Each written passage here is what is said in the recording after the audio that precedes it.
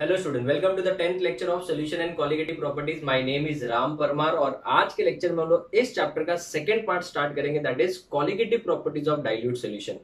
अगर हम बात करें स्टूडेंट्स प्रीवियस 9 लेक्चर्स की, तो वहां पे हमने इस चैप्टर का फर्स्ट पार्ट कंप्लीट कर लिया है, दैट इज सॉल्यूशन, और उसमें हमने बहुत सारे कॉन्सेंट्रेशन टर्म्स विद आर्बिट्रेट, उसके बाद में solubility of solids in liquids and solubility of gases in liquid बहुत डिटेल में डिस्कस किया था along with Henry's law.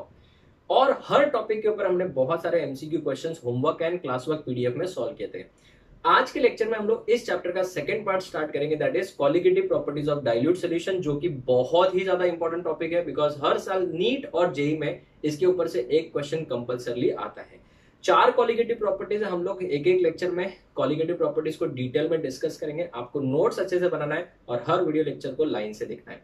Now students, without wasting time, let us start with the lecture colligative properties of dilute solution. सबसे पहले question आता है, what is the meaning of dilute solution, जो हमने ऑलरेडी सॉल्यूशन टॉपिक में पढ़ा है। Dilute solution वो सॉल्यूशन होता है जिसमें amount of solute, solution in which amount of solute जो होता है वो बहुत ही क्या होता है, कम। Depending upon the amount of solute, solutions are classified into 2 types, dilute solution and concentrated solution. So solution in which amount of solute is very much less than amount of what, solvent. ऐसा solution जिसमें solvent का जो amount है वो बहुत ज्यादा है as compare to the amount of solute, ऐसे सॉल्यूशंस को हम लोग बोलते हैं डाइल्यूट सॉल्यूशन। तो सबसे पहला एमसीक्यू क्वेश्चन जो कॉलिगेटिव प्रॉपर्टीज में आपको पढ़ाने वाला हूं, अभी तक स्टार्ट नहीं किया है, इसका एक एमसीक्यू क्वेश्चन हो गया, it is applicable only for dilute solution. ऐसा क्यों, वो आगे के लेक्चर्स में आएगा। It is applicable only for dilute solution. ना सबसे पहला क्वेश्चन, डाइल्यूट सॉल्यूशन क्या होता है वो डिस्कस कर लिया। कॉलिगेटिव वर्ड का मीनिंग क्या है? It has been derived from a Latin word कॉलिगेटस। ये एक लैटिन वर्ड से डिराइव किया गया है, कॉलिगेटस, जिसका मीनिंग होता है कलेक्टेड टुगेदर, बाउंड टुगेदर, एक साथ, कलेक्टेड टुगेदर। ठीक है ना। अभी ये है क्या सर, ये मीनिंग क्या है, ये कॉलिगेटिव प्रॉपर्टीज का कलेक्टेड टुगेदर से क्या लेना देना? तो students, experimentally it has been observed that जो डाइल्यूट सॉल्यूशन होता है जिसमें सॉल्यूट, जिसमें जो सॉल्यूट होगा वो नॉन वोलेटाइल होना चाहिए, उनके अंदर कुछ स्पेशल प्रॉपर्टीज आ जाती है। ठीक है, आराम से प्लीज सुनना पड़ेगा, 5 मिनट एकदम ध्यान से सुनना पड़ेगा। आप लोग प्लीज ध्यान से सुनिए, तो ही चीजें क्लियर होगी। स्टार्टिंग के 5-7 मिनट खाली मैं चीजें बोलूंगा, आपको थोड़ा थोड़ा समझेगा, बाद में धीरे धीरे डेफिनेटली आपको और चीजें अच्छे से समझ में आएगी। तो what is the meaning of colligative properties? It has been observed that, ऐसा देखा गया है एक्सपेरिमेंटली, कि जो डाइल्यूट सॉल्यूशन होते हैं जिनके अंदर नॉन वोलेटाइल सॉल्यूट होता है, उनके अंदर कुछ स्पेशल प्रॉपर्टीज आ जाती है, और उन स्पेशल प्रॉपर्टीज को हम लोग क्या बोलते हैं, कॉलिगेटिव प्रॉपर्टीज, बिकॉज वो सिर्फ और सिर्फ अमाउंट ऑफ सॉल्यूट के ऊपर डिपेंड करती है। अमाउंट ऑफ सॉल्यूट के अलावा किसी के ऊपर डिपेंड नहीं करती, उसके नेचर के ऊपर भी डिपेंड नहीं करती है। तो student, listen to the statement carefully. Dilute solutions having non-volatile solute, I'll repeat, dilute solutions having non-volatile solutes exhibit some special properties which depends only on the amount of solute and not on their nature. Such kind of properties are called as colligative properties. I'll repeat the statement. कौन सा type का solution होना चाहिए? Tell me. Dilute solution. Solute कैसा होना चाहिए, volatile या non volatile? Non volatile. Sir ये वोलेटाइल नॉन वोलेटाइल क्या होता है? नमक को अगर मैं पानी में डालता हूं तो पानी क्या है, सॉल्वेंट है, नमक क्या है, सॉल्यूट है।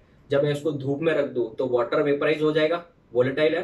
क्या सॉल्ट वेपराइज होता है? नहीं। तो वो सॉल्यूट वेपराइज नहीं हो रहा है, इसका मतलब वो नॉन वोलेटाइल सॉल्यूट है। ठीक है, तो students, dilute solutions having, yes, correct, non-volatile solute exhibit some special properties which depends only on what, amount of solute and not even on their nature. उसके नेचर के ऊपर भी डिपेंड नहीं करता है कि आपने NaCl डाला या KCl डाला, उसके ऊपर भी डिपेंड नहीं करेगा। आपने ग्लूकोज डाला है कि सुक्रोज डाला है कि यूरिया डाला, उसके ऊपर भी डिपेंड नहीं करेगा, खाली अमाउंट के ऊपर डिपेंड करता है। ऐसी स्पेशल प्रॉपर्टीज को हम लोग बोलते हैं कॉलिगेटिव प्रॉपर्टीज। ऐसे स्पेशल प्रॉपर्टीज को क्या बोलते हैं, कॉलिगेटिव प्रॉपर्टीज, और वो सिर्फ और सिर्फ किसके ऊपर डिपेंड करती है, अमाउंट ऑफ सॉल्यूट के ऊपर, और उसके नेचर के ऊपर भी डिपेंड नहीं करते हैं। ऐसी प्रॉपर्टीज को हम लोग क्या बोलते हैं, कॉलिगेटिव प्रॉपर्टीज। चलो लास्ट टाइम मेरे साथ, सर तो आप छोड़ने वाले नहीं, मैं याद करा के छोड़ूंगा। Dilute solutions having non volatile solute, repeat करो, dilute solutions having non volatile solute exhibit some special properties which depends only on the nature of solute and not, sorry, it depends only on the amount of solute and not even on their nature. Such kind of properties are called as colligative properties. 4 colligative properties हैं जो मैं एक एक करके discuss कराऊंगा बच्चों। तो सबसे पहले हम लोग एक काम करते हैं, डेफिनेशन लिख लेते हैं। colligative properties का डेफिनेशन क्या होता है? dilute solutions having non-volatile solute, dilute solutions having non-volatile solutes shows some special properties, ठीक है, some special properties which depends only on their amount and which depends only on the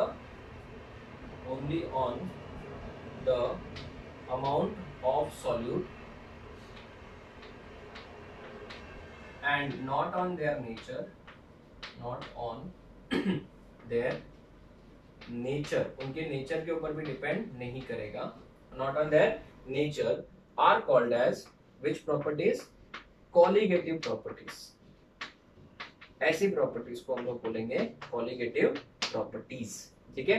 And we have 4 colligative properties in our syllabus, 4 colligative properties जो एक एक करके हम लोग discuss करेंगे। 4 colligative properties कौन से हैं? सबसे पहली है relative lowering of vapor pressure, relative lowering of vapor pressure। दूसरा आता है elevation in boiling point। Third colligative property depression in freezing point। ये क्या होता है सब मैं आपको डिटेल में डिस्कस कराऊंगा, don't worry. depression in freezing point and the fourth one is osmotic pressure। fourth one is osmotic pressure। so 4 colligative properties कौन सी है? relative lowering of vapor pressure क्या होता है सब डिटेल में डिस्कस करेंगे, elevation in boiling point, third is depression in freezing point and fourth one is osmotic pressure। तो students ये जो colligative properties है वो सब के सब किसके ऊपर डिपेंड करती हैं? only on the amount of solute, सिर्फ और सिर्फ अमाउंट ऑफ सॉल्यूट के ऊपर डिपेंड करेगा और उनके नेचर के ऊपर नहीं डिपेंड करेगा, not on the nature, not on their nature, nature के ऊपर डिपेंड नहीं करेगा। ऐसी प्रॉपर्टीज को क्या बोलते हैं? Colligative properties. Now students listen to me carefully, ये जो मैंने यहाँ पे स्टेटमेंट लिखा है वही एमसीक्यू क्वेश्चंस है। आपको इन सब प्रॉपर्टीज के बेस्ट आंसर्स कब मिलेंगे पता है? सबसे बेस्ट रिजल्ट्स, तो यहाँ पे मैं हैशटैग लिख रहा हूं, best results of colligative properties, जिसको शॉर्ट में अपन सीपी बोलेंगे। Best results of colligative properties are obtained if first condition statement आप खुद ही रीड करो, सोल्यूशन क्या होना चाहिए? डाइल्यूट होना चाहिए। तो सबसे पहला condition, solution should be dilute, ये पहला condition, solution should be dilute, पहला कंडीशन। दूसरा, क्यों वो आगे हम लोग धीरे धीरे पढ़ेंगे। दूसरा, जो सॉल्यूट होना चाहिए वो कौन से नेचर का होना चाहिए? वोलेटाइल या non volatile? Non volatile. Solute should be non volatile, solute should be non volatile, solute जो होगा वो नॉन वोलेटाइल होना चाहिए। तीसरा condition which is very very important, solute जो होगा should not undergo dissociation or association, solute should not undergo dissociation or association। अगर उसका एसोसिएशन या डिसोसिएशन हो रहा है किसका? सॉल्यूट का, तो फिर आपको रिजल्ट जो होंगे बेटा उसमें गड़बड़ हो जाएगी, जो रिजल्ट आएंगे वो परफेक्ट रिजल्ट्स नहीं आएंगे। सर ये वाला नहीं समझा, एग्जांपल मैं देता हूं। अगर मैं ग्लूकोज इन वाटर लेता हूं, ग्लूकोज इन वाटर, तो ये जो ग्लूकोज है पानी में जाने के बाद ना तो डिसोशिएट होगा ना ही एसोसिएट होगा। मतलब ऐसा नहीं कि NaCl को पानी में डालते क्या होता है बच्चों, NaCl जो हो रहा है, जैसे अगर NaCl को पानी में डालेंगे तो बेटा वो तो क्या कर रहा है, डिसोशिएट हो रहा है ना, Na प्लस और Cl माइनस में, तो इसको क्या बोलेंगे बेटा, डिसोसिएशन, इसको बोलेंगे डिसोसिएशन। तो वो तो बेटा डिसोशिएट हो रहा है, तो फिर इसमें आपको बेस्ट रिजल्ट्स नहीं आएंगे, फिर उसके आंसर्स में आपको एरर देखने को मिलेगा। तो सर फिर इसमें क्या करना पड़ेगा, उसमें हम लोग चैप्टर के एंड में एक वेंट ऑफ फैक्टर पढ़ेंगे, जो आपको बताया जाएगा लेक्चर्स में एंड में कि वेंट ऑफ फैक्टर से फिर इसके आंसर्स को कैसे रेक्टिफाई किया जाता है। अगर मैं बात करूं एसिडिक एसिड की, acidic acid in benzene, acidic acid को किस में डिसॉल्व कर दिया जाए, बेंजीन में, तो बेटा वो क्या होता है, एसोसिएट होता है। वो कैसे होता है आगे हम लोग डिस्कस करेंगे। It undergoes association. वो क्या होता है, दो एसिडिक एसिड के मॉलिक्यूल जुड़ जाते हैं और एक चिलेट बनता है। क्या बनता है बच्चों, चिलेट बनता है। तो एसिडिक एसिड बेसिकली अगर आपको मैं यहीं पे समझा दूं, ठीक है, आगे डिटेल में और डिस्कस करेंगे। ऐसा तरीके से हम लोग एसिडिक एसिड लिखते हैं। बेंजीन जो है बेटा एक नॉन पोलर सॉल्वेंट है, तो दूसरा जो एसिडिक एसिड का मॉलिक्यूल है वो इस तरीके का होता है। इनके बीच में यहाँ पे इस तरीके से क्या होना चालू हो जाता है, हाइड्रोजन बॉन्डिंग। तो यहाँ पे बेटा दो मॉलिक्यूल्स क्या हो गए, एसोसिएट हो गए कि नहीं हो गए। तो एसोसिएट हो गए तो फिर आपको बेस्ट रिजल्ट नहीं आएगा। यहाँ पे अगर हम देखें तो नंबर ऑफ पार्टिकल्स बढ़ गया, क्यों, क्योंकि ये डिसोशिएट हुआ। यहाँ पे नंबर ऑफ पार्टिकल, दो लोग जुड़ के एक मॉलिक्यूल का काम करेगा, तो ये एसोसिएट हो गया। तो अगर एसोसिएशन होगा या फिर डिसोसिएशन होगा तो आपको बेस्ट रिजल्ट कभी नहीं मिलेगा। ग्लूकोज के केस में ऐसा प्रॉब्लम नहीं आता है, बिकॉज ग्लूकोज में ना तो एसोसिएशन होता है और ना ही क्या होता है बेटा, डिसोसिएशन होता है। ठीक है ना। तो स्टूडेंट्स कैसे मालूम पड़ेगा एसोसिएशन डिसोसिएशन, इलेक्ट्रोलाइट है NaCl, सबको पता है, it can break up into what and what, Na+ and Cl-। Acidic acid अगर वाटर में लेंगे तो ये भी टूटेगा, लेकिन अगर बेंजीन में लेंगे तो वो क्या हो जाएगा, जुड़ना चालू हो जाएगा। तो इसका मतलब यहाँ पे नंबर ऑफ पार्टिकल्स, अगर समझो आपने 100 लिए थे तो 100 लिए थे, अगर 100 लिए थे तो बेटा मुझे एक बात बताओ, एसोसिएशन के बाद तो 100 के 50 बच जाएंगे। क्यों, क्योंकि दो लोग जुड़ के एक मॉलिक्यूल बन रहे हैं, तो नंबर ऑफ पार्टिकल्स क्या हो जाएगा, कम हो जाएगा। तो इसका मतलब depends upon amount of solute ना, तो अमाउंट ऑफ सॉल्यूट क्या हो जाएगा बेटा, नंबर ऑफ पार्टिकल्स क्या हो जाएगा, कम, तो कॉलिगेटिव प्रॉपर्टी में भी क्या आएगा, डिफरेंस आएगा।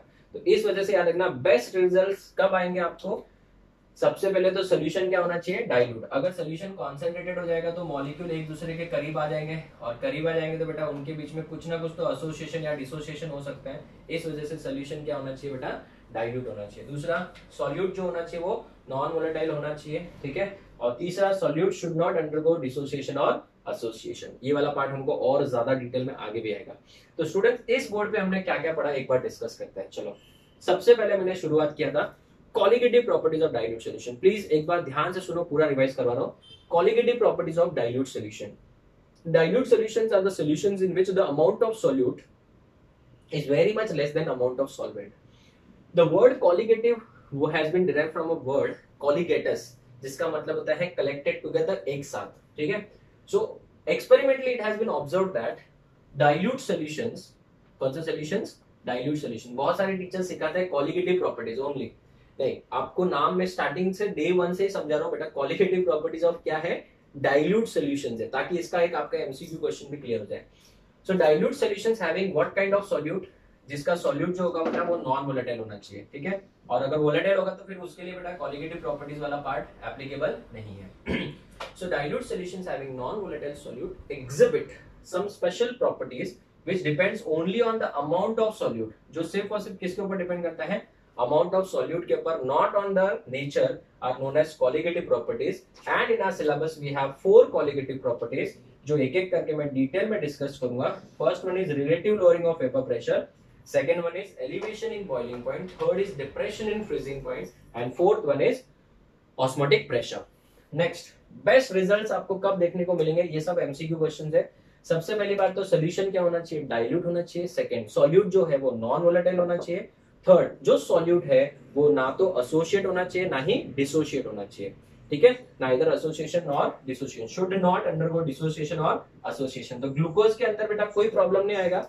इन दोनों के जो आंसर्स आएंगे वो एक्सपेक्टेड अलग होंगे और ऑब्जर्व्ड अलग होंगे, तो उसको वेरीफाई और रेक्टिफाई कैसे करेंगे वो हम लोग चैप्टर के एंड में आता है, जिसको बोलते हैं वेंट ऑफ फैक्टर। वो हम लोग वहां पे डिस्कस करेंगे। तो स्टार्टिंग के फेजेस में हम लोग ऐसे एग्जांपल डिस्कस करते हैं जिसमें ना तो एसोसिएशन होता है ना ही डिसोसिएशन होता है। So this is the introduction of colligative properties of dilute solution.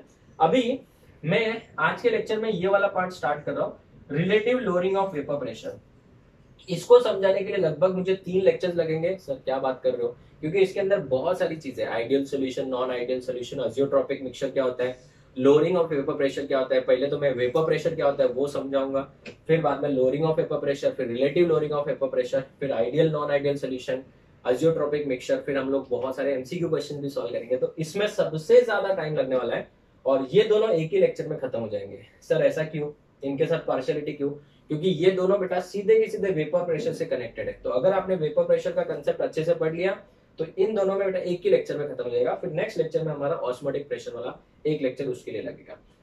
तो students, I think the first part is very clear ना। ये थोड़ा सा स्टार्टिंग है, इसलिए मैं बार बार रिवाइज करा रहा हूँ, आप परेशान मत होना। बट मुझे लगता है कि सब चीजें बार बार बोलने से, सुनने से ही याद होती है। ठीक है, तो अभी हम लोग स्टार्ट करेंगे relative lowering of vapour pressure. But हम लोग सबसे पहले डिस्कस करेंगे what is the meaning of vapour pressure. जो स्टेट्स ऑफ मैटर में तो हम तो पढ़ते ही है, बट यहाँ पे मैं वापस शुरुआत से, एकदम शुरुआत से बताऊंगा कि वेपर प्रेशर का मतलब क्या होता है। तो आप इसका फोटो लो, फिर हम आगे बढ़ते हैं। Okay students, so let's start with the first colligative property, relative lowering of vapor pressure. But before starting that, let us understand the meaning of vapor pressure. बहुत सारे स्टूडेंट्स को what is vapor pressure वही concept clear नहीं होता है। तो मैं एकदम बेसिक से स्टार्ट करूंगा, भले अपना आधा घंटा ज्यादा लगेगा लेकिन चीजें एकदम क्रिस्टल क्लियर होनी चाहिए। तो what is the meaning of vapour pressure, ये फिजिक्स में भी पढ़ते हैं हम लोग और स्टेट्स ऑफ मैटर में भी हम लोग इसको डिस्कस करते हैं। एक बार वापस यहाँ पे डिस्कस करेंगे, ध्यान से सुनिएगा। इमेजिन करो मेरे पास में एक बीकर है, इस बीकर में मैंने प्योर सॉल्वेंट भरा हुआ है, दिस इज प्योर सॉल्वेंट। इसमें इमेजिन करो वाटर ही भरा हुआ है, ठीक है, या फिर कोई भी सॉल्वेंट हो सकता है। मैंने प्योर सॉल्वेंट मतलब उसके अंदर कुछ और नहीं है सॉल्वेंट के अलावा, मतलब सॉल्यूट नहीं है, it is not a solution. Then now मैंने क्या किया है, इसके अंदर यहां तक क्या भरा हुआ है, सॉल्वेंट भरा हुआ है, और इसको ऊपर से कवर कर दिया with the help of a lead. ठीक है, तो जो सॉल्वेंट मॉलिक्यूल होंगे वो इसके सरफेस पे तो होंगे ही कि नहीं होंगे? यस, ये सॉल्वेंट का फाइनल सरफेस है, इस सरफेस पे तो सॉल्वेंट मॉलिक्यूल्स हैं। सॉल्वेंट मॉलिक्यूल बच्चों सरफेस पे तो है ही है, at the same time the solvent molecules are present in the bulk also. तो ये जो मॉलिक्यूल है वो सरफेस वाले मॉलिक्यूल्स है, और ये जो दूसरे में ड्रॉ कर रहा हूं अभी वो मॉलिक्यूल्स इन द किधर है बच्चों? बल्क में है, राइट? बल्क मतलब एकदम अंदर साइड में। अभी यहाँ पे जो दो मॉलिक्यूल्स है, ये दो टाइप के मॉलिक्यूल्स है, एक मॉलिक्यूल जो सरफेस पे है और एक मॉलिक्यूल जो बल्क में है। ठीक है, अगर हम बात करें जो मॉलिक्यूल बल्क में है उसको हर साइड से किसने घेर के रखा हुआ है? दूसरे मॉलिक्यूल्स ने घेर के रखा है। तो कहने से बेटा सब लोग उसको अपनी तरफ अट्रैक्ट कर रहे हैं, तो कहने से जो नेट फोर्स होगा, नेट फोर्स होगा वो क्या हो जाएगा बच्चों? जीरो हो जाएगा। नेट फोर्स इसके ऊपर क्या हो जाएगा? जीरो। सो ये कहने से it is a balanced force हो जाएगा, बैलेंस फोर्स हो जाएगा। बट जो मॉलिक्यूल सरफेस पे है उनको बेटा ये साइड से कोई खींच रहा है, हाँ ये साइड से भी खींच रहा है, यहाँ पे नीचे बॉटम में इनके मॉलिक्यूल्स है बट ऊपर कोई भी नहीं है। तो ये जो मॉलिक्यूल है जो सरफेस पे है, it feels what kind of a force? Balanced और unbalanced force? Unbalanced force. So unbalanced force अगर वो लोग फील कर रहे हैं तो बेटा वो इसको मिनिमाइज करना चाहेंगे, तो वो लोग क्या करते हैं? सराउंडिंग से हीट को एब्जॉर्ब करेंगे और ये बंधन जो है इनको बेटा ब्रेक कर देंगे। और ये जो फोर्स ऑफ अट्रैक्शन है, इंटरमॉलिक्यूलर फोर्सेस ऑफ अट्रैक्शन जो हमने एनओसीबी में पढ़ा था, इनको बेटा ब्रेक करेंगे और यहां से वो एनर्जी को, सराउंडिंग से एनर्जी को गेन करके वो हो जाएंगे escape into the this part जो खाली पड़ा है, गैसियस पार्ट। तो स्टूडेंट्स ये हो गया एस्केप। इसको मैं ऐसे दो लाइंस बना रहा हूं, दैट मींस ये एस्केप हो गए। यहां पे ये जो है वो बेसिकली किससे किस में कन्वर्ट हुआ है बेटा? लिक्विड में था पहले, अभी वो किस में कन्वर्ट हो गया है? वेपर में कन्वर्ट हो गया है। सो लिक्विड से किस में कन्वर्ट हो गया बच्चों? ये वेपर में कन्वर्ट हो गया। अभी ऐसे बहुत सारे मॉलिक्यूल, जब ये यहां से चला जाएगा तो नीचे से मॉलिक्यूल आके इस सरफेस को ऑक्यूपाई करेंगे, तो कैन वी से ऐसे बहुत सारे मॉलिक्यूल धीरे धीरे क्या हो जाएंगे बच्चों, वेपराइज हो जाएंगे। और ये सब मॉलिक्यूल्स वेपराइज होने के बाद स्टेडी तो है नहीं, कंटिन्यूअसली मूव कर रहे हैं, so they will collide with the walls of the container and also with the lid, टकराएंगे। और टकराएंगे तो बेटा कभी कभी ऐसा भी होगा कि दे विल कम डाउन, वापस से घर वापसी होगी इनकी।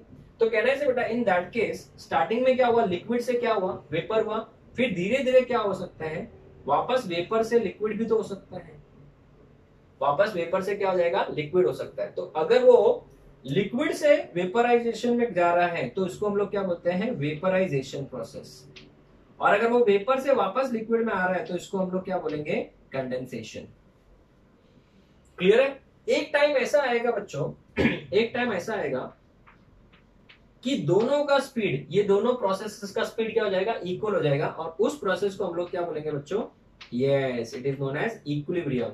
सो at equilibrium rate of evaporation या फिर rate of vaporization will be equal to rate of what, condensation. दोनों के रेट्स क्या हो जाएंगे, इक्वल हो जाएंगे। Very nice. अभी मुझे एक बात बताओ, इस टाइम पे ये सब वेपर जो है वो कंटिन्यूअसली मूव कर रहे हैं, हाँ, ये सब कौन से फॉर्म में है बच्चों, अभी वेपर्स के फॉर्म में है। ये कंटिन्यूअसली क्या कर रहे हैं बच्चों, मूव कर रहे हैं, वॉल्स ऑफ द कंटेनर और लीड के ऊपर स्ट्राइक कर रहे हैं। तो कहने से ये सब मिलके इस लिक्विड के सरफेस के ऊपर भी तो प्रेशर एक्सर्ट करेंगे कि नहीं करेंगे, ऑब्वियसली करेंगे, क्योंकि वॉल्स के ऊपर भी प्रेशर एक्सर्ट कर रहे हैं, लीड्स के ऊपर भी प्रेशर एक्सर्ट कर रहे हैं, तो इस सरफेस के ऊपर भी तो क्या करेंगे, एक्सर्ट, प्रेशर एक्सर्ट करेंगे। कौन एक्सर्ट कर रहा है प्रेशर, वेपर्स मिलके प्रेशर एक्सर्ट कर रहे हैं, और उसी प्रेशर को हम लोग बोलते हैं वेपर प्रेशर। कितना इजी है ना, केमिस्ट्री सो सिंपल है ना। उसी प्रेशर को हम लोग क्या बोलते हैं, vapour pressure. So what is vapour pressure, vapour pressure याद रखना हमेशा कहां पे देखा जाएगा, इक्विलिब्रियम कंडीशंस पे ही देखा जाएगा। ऐसे नहीं कहीं पे भी थोड़ा सा वेपर बन गया और वेपर प्रेशर आगे, नहीं, इक्विलिब्रियम कंडीशंस पे ही देखा जाएगा। So what is vapour pressure, vapour pressure, vapour pressure, देखो आपको चीजें समझ में आ गई तो आपको याद करना बहुत आसान है। देखो मैं अभी डेफिनेशन लिखूंगा, vapour pressure is defined as, vapour pressure is defined as the pressure exerted by which state, vapor state of the liquid, exerted by vapor या the gaseous state of the substance, gaseous phase or gaseous state of the substance when it is in equilibrium, when it is in equilibrium with its solid, यहाँ पे solid भी हो सकता था, ठीक है, solid होगा तो वेपर प्रेशर फिर कम हो जाएगा, और which state, liquid state, solid और liquid state, it is known as vapor pressure, ठीक है। So vapor pressure is defined as the pressure exerted by the gaseous state of the substance when it is in equilibrium, when it is in equilibrium with its which state, solid or a liquid state. Now it is denoted by, vapour pressure को अपन पूरे chapter में VP लिखेंगे, ठीक है ना। Vapour pressure is denoted by, short में VP लिखेंगे, इसको डिनोट करते हैं डिनोटेड बाय पी, ठीक है, पी से डिनोट करेंगे। एंड अगर आपको कभी बोल दिया जाए vapour pressure of pure liquid है बेटा, ठीक है ना, whether it is a solvent और सॉल्यूट, तो अब हमेशा याद रखना उसके ऊपर एक नॉट आ जाएगा, ठीक है ना। ये अगर आपने ऊपर नॉट लिख दिया इसका मतलब इट इंडिकेट्स व्हाट, प्योर। क्या है बेटा, ये प्योर इंडिकेट करता है। सो पी नॉट बोलेंगे इसको। पी नॉट का मतलब क्या, vapour pressure of pure liquid, whether it is a solute और सॉल्वेंट, कुछ भी हो सकता है, अगर सॉल्यूट भी तो लिक्विड हो सकता है ना, तो vapour pressure of dash pure liquid हो जाएगा, ठीक है। तो ऊपर नॉट आया मतलब क्या, प्योर होता है। तो आप मुझे बताओ, ये हो गया सॉल्वेंट के केस में। अगर याद रखना एक नोट, वाटर के केस में फिजिक्स में पढ़ा होगा, इसको एक्वस टेंशन भी बोलते हैं। In case of water, in case of water it is also known as, it is also known as it is also known as aqueous tension, aqueous tension. Aqueous tension का मतलब क्या होता है? Water के case में बेटा इसको हम लोग क्या बोलते हैं? वेपर प्रेशर भी बोलते हैं। Is that clear? Now listen to me carefully. जो वेपर प्रेशर होता है, very very important point, vapour pressure जो होता है, vapour pressure of a liquid depends on temperature. It depends on temperature and is independent of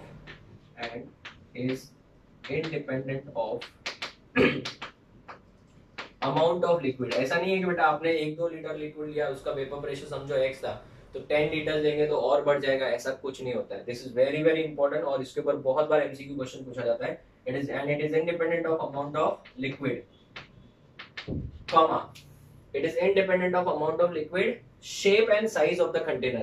container से उसके shape और उसके साइज से इसका कोई लेना देना नहीं है। And it is independent of amount of liquid, shape and size of the container. Shape and size of the container से भी इसका कोई लेना देना नहीं है। और बहुत बार एमसीक्यू क्वेश्चन में बहुत सारे स्टूडेंट्स रॉन्ग कर जाते हैं क्योंकि उनको लगता है अरे ज्यादा बड़ा कंटेनर होगा तो ज्यादा वेपर प्रेशर होगा। ऐसा कुछ नहीं होता है। वेपर प्रेशर सिंपली इस प्रोसेस के ऊपर डिपेंड करेगा। जैसे इक्विलिब्रियम आ जाएगा वैसे बेटा वेपर प्रेशर उसको बोल दिया जाएगा। तो इक्विलिब्रियम पे ही वेपर प्रेशर का कंसेप्ट आएगा, उसके अलावा नहीं। ठीक है, तो स्टूडेंट्स वेपर प्रेशर क्या होता है मैंने आपको डिटेल में समझा दिया। ये वर्ड याद रखना, पी और पी नॉट। ठीक है, पी कब यूज करेंगे? तो जनरली हम लोग वेपर प्रेशर को पी से डिनोट करते हैं। अगर सोल्यूशन हो जाएगा तो बेटा हम लोग पी से डिनोट करेंगे, बिकॉज फिर वो प्योर नहीं रहेगा। ठीक है ना, अगर वो प्योर है तो पी नॉट आएगा। This is the concept of vapour pressure. Now एक और छोटा सा टॉपिक इसके अंदर कवर करते हैं, factors affecting vapour pressure. Vapour pressure को अफेक्ट करने वाले क्या क्या फैक्टर्स है? ठीक है, तो this is vapour pressure of किसका था? Solvent. This is vapour pressure of solvent. ये था vapour pressure of pure solvent. ठीक है, so this is vapour pressure of pure solvent. ना कौन सी चीजें जो है वो वेपर प्रेशर को अफेक्ट करती है? तो फैक्टर्स अफेक्टिंग डैश बच्चों वेपर प्रेशर। वेपर प्रेशर को अफेक्ट करने वाले कौन कौन से फैक्टर्स है? तो स्टूडेंट्स इमेजिन करो अगर इनके बीच में इंटरमॉलिक्यूलर फोर्स ऑफ अट्रैक्शन बहुत ही ज्यादा स्ट्रॉन्ग है, तो इन दैट केस क्या होगा बेटा? ये वेपराइज हो पाएगा कि नहीं हो पाएगा? नहीं हो पाएगा। It will be very difficult for us to vaporize it. तो इसका मतलब उसका वेपर प्रेशर क्या हो जाएगा? कम हो जाएगा। तो स्टूडेंट सबसे पहला फैक्टर है nature of intermolecular forces. Nature of intermolecular force of attraction. Nature of intermolecular force of attraction. Intermolecular force of attraction का जो नेचर होगा उसके ऊपर डिपेंड करेगा क्या? Vapour pressure. तो अगर इंटरमॉलिक्यूलर फोर्स ऑफ अट्रैक्शन बहुत ज्यादा स्ट्रांग है तो जिसको हम लोग शॉर्ट में IMI बोलेंगे, इंटरमॉलिक्यूलर फोर्स ऑफ अट्रैक्शन। ठीक है ना, इंटरमॉलिक्यूलर फोर्स ऑफ अट्रैक्शन अगर बहुत ज्यादा स्ट्रांग होगा तो वेपर प्रेशर क्या हो जाएगा? कम हो जाएगा। Absolutely correct. तो can we say that vapour pressure is inversely proportional to intermolecular interaction. Strong is the intermolecular interaction, difficult will be the process to break these bonds. ठीक है ना, और easily break नहीं होगा तो वेपर्स में convert नहीं होगा। In that case what will happen?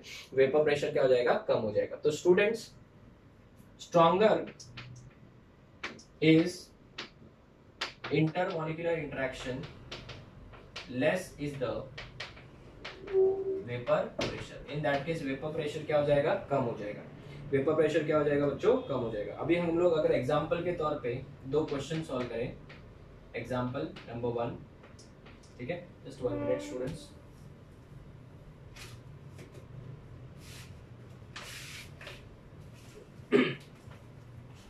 Question number 1, compare vapour pressure of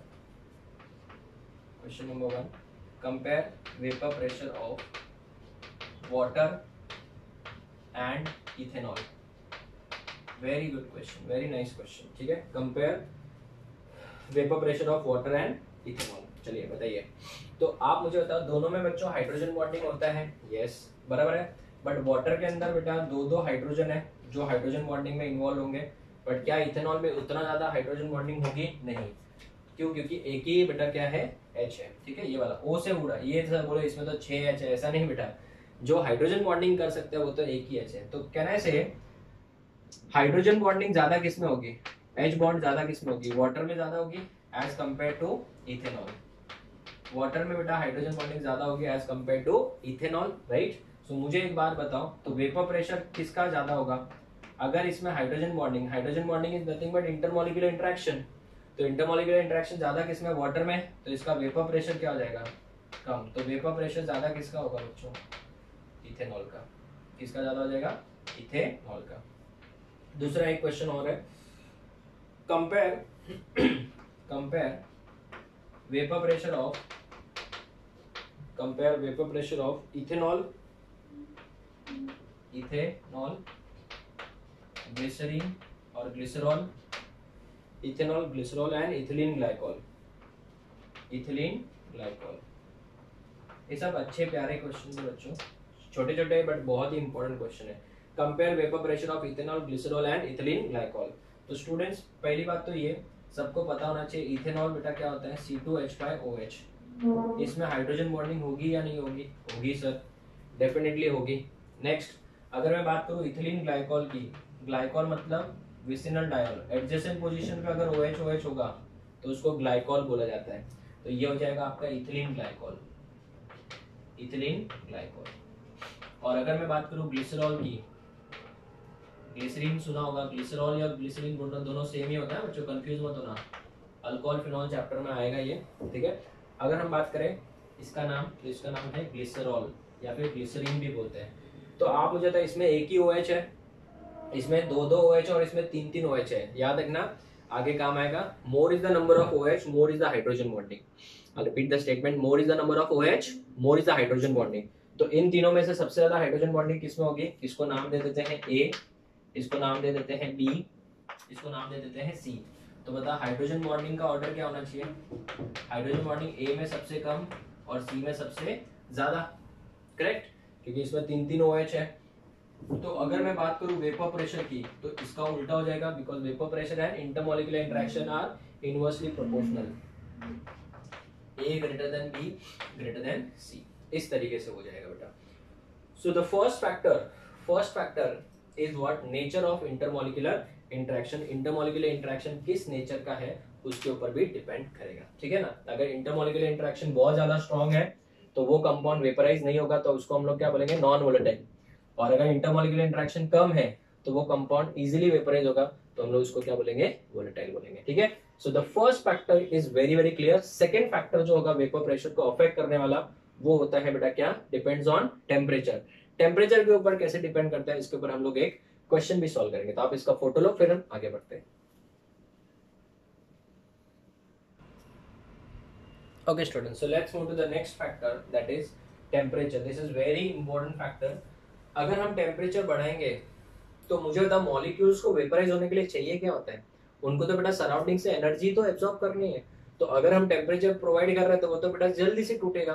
तो इसके केस में क्या होगा, kinetic energy of the molecules will increase and the tendency to escape, उनको टेंडेंसी और ज्यादा बढ़ जाएगी एस्केप होने की, वहां से वेपराइज होने की टेंडेंसी बढ़ जाएगी। तो vapour pressure in that case will increase और डिक्रीज, इंक्रीज। तो स्टूडेंट इसके ऊपर साइंटिस्ट थे क्लॉसियस एंड क्लैपिरॉन, इन्होंने बहुत ही रिसर्च किया था। इन्होंने बेटा एक इक्वेशन भी दिया है, इसको हम लोग बोलते हैं Clausius Clapeyron equation, which is very very important. NEET 2017 में इसके ऊपर क्वेश्चन भी आया था। और वो क्वेश्चन और वो फॉर्मूला क्या है, it is log of P2/P1 is equals to delta H of vaporization, that is enthalpy of vaporization, divided by 2.303 R bracket, it is T2 minus T1 upon T1 into T2, ठीक है। This formula you have to remember. ये क्या बोलता है equation, by knowing, इसका meaning मैं बताता हूं। By knowing vapour pressure of the liquid at one temperature, we can calculate its vapor pressure at another temperature। अगर हम लोगों को एक टेम्परेचर पे वेपर प्रेशर पता है तो हम दूसरे टेम्परेचर पे भी वेपर प्रेशर निकाल सकते हैं by using this formula. This is a very very important formula जिसमें P1 and P2 are nothing but vapour pressures. T1 and T2 are two different temperature. बाकी सब तो बेटा कांस्टेंट है और सबको पता भी होगा. R का वैल्यू तो सबको पता है, ठीक है, R का वैल्यू हमको पता है. और एंथैल्पी ऑफ वेपराइजेशन बेटा क्वेश्चन में जनरली दिया होता है. तो by knowing enthalpy of vaporization, by knowing vapor pressure at a one temperature, we can calculate the vapor pressure of the same liquid at different temperature any given temperature. तो यही है Clausius-Clapeyron equation. और इस equation की मदद से हम लोग एक सम सॉल्व करते हैं तो आपको और ज्यादा इसका कंसेप्ट क्लियर होगा. क्वेश्चन है, क्वेश्चन के फॉर्म में डिस्कस करते हैं. Determine vapour pressure of the liquid. Question says determine vapour pressure of the liquid. Determine vapor pressure of the liquid in mmHg. In mmHg of a substance at 87 degrees Celsius. If its vapor pressure at 27 degrees Celsius, 27 degrees Celsius is 20 mmHg. 20 mmHg. The enthalpy of vaporization of the liquid is 36 kilojoule पर मोल. ये information आपको provided है, ठीक है. इस information को use करके आपको ये वाला क्वेश्चन सॉल्व करना है. मतलब इस वाले इंफॉर्मेशन को यूज करके, ये फॉर्मूला को यूज करके ये क्वेश्चन सॉल्व करना है. तो जरा क्वेश्चन ध्यान से देखते हैं. सबसे पहले अगर मैं बात करूं गिवन की, ठीक है, तो आपको 87 पे पूछा है और 27 पे दिया है. तो जो लोअर टेम्परेचर रहेगा उसको T1 ले लो. T1 इज 27 प्लस 273 केल्विन में कन्वर्ट करेंगे क्योंकि R का वैल्यू केल्विन में होगा. इट इज 300 केल्विन, ठीक है. तो इस टेम्परेचर पे what is P1? It is 20 mm of Hg. ना इसका बेटा कोई टेंशन लेना नहीं because it is a ratio. तो इसके यूनिट से अपने को कोई प्रॉब्लम होने वाला नहीं है. T2 की बात करें तो T2 आपको दिया है 87 प्लस 273. एडअप करोगे तो ये हो गया 10 31 8 8 16. ये हो जाएगा आपका 360. कितना हो जाएगा? 360 केल्विन. और P2 आपको पूछा है. क्लियर है. एंथैल्पी ऑफ वेपराइजेशन आपको पूछा है, दैट इज सॉरी गिवन है 36 किलोजूल पर मोल. अभी आपको खाली फॉर्मूला यूज करना है, बस हो गया खत्म क्वेश्चन. तो आप मुझे था इसको सॉल्व भी कर लेता हूँ. चलो मैं log of P2 by P1 is equals to delta H of vaporization divided by 2.303 R bracket T2 minus T1 upon T1 into T2. Clear है. तो आप मुझे बताओ इसको तो वैसे ही रखना पड़ेगा. T2 पता है बट फिर भी हम लोग लास्ट में, P1 पता है बट फिर भी लास्ट में पुट करेंगे. आप बताओ एंथैल्पी ऑफ वेपराइजेशन कितना दिया? 36 किलो जूल है बट R का वैल्यू हम लोग जूल में लेते हैं तो मल्टीप्लाई बाय 1000 कर देते हैं divide by 2.303 R. RP trick याद रखना 2.303 R. अगर R का वैल्यू आप 8.314 लेते हो, 8.314 जूल्स में लेते हो तो इसका आंसर अप्रोक्सीमेटली 19.07 आता है बट 20 लेके चलेंगे. आंसर में कोई डिफरेंस नहीं आता है, डोंट वरी. तो ये हो गया 20 इंटू T2 माइनस T1. 360 में से 60 गया, 360 में से 300 गया, कितना आएगा? 60 divide by 300 into T1 is 300 into 360 हो जाएगा. क्लियर है. बस अभी आपको खाली कैंसिल करना है. यहाँ पे 1 2 3 0 है, 1 2 3 0, 1 2 3, 1 2 3 कैंसिल हो गया. 1 0 1 0 cancel. 36 cancel. So we are left with what? 3 2 6 और ऊपर भी 6, तो 6 और 6 भी क्या हो गया? कैंसिल हो गया. So we are left with what? log of what? P2 by P1 is equals to 1 बचा. Can I right 1 as log 10? क्या मैं 1 को log 10 बोल सकता हूँ? Yes. What is log of 10 बच्चों? log of 10 is 1 only. ठीक है. तो log कंपेयर कर दिया तो P2 by P1 क्या आ जाएगा बच्चों? We can say it is 10 but मुझे तो P1 पता है 20. ठीक है. So therefore P2 will be equal to P2 is equals to 10 into P1. P1 का वैल्यू है 20. So this will comes out to be 200 क्या? mmHg.